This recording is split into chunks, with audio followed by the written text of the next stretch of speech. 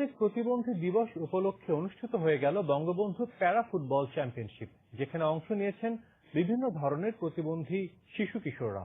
তাদের দাবি নিজস্ব খেলার মাঠ সহ সব ধরনের সুযোগ সুবিধার।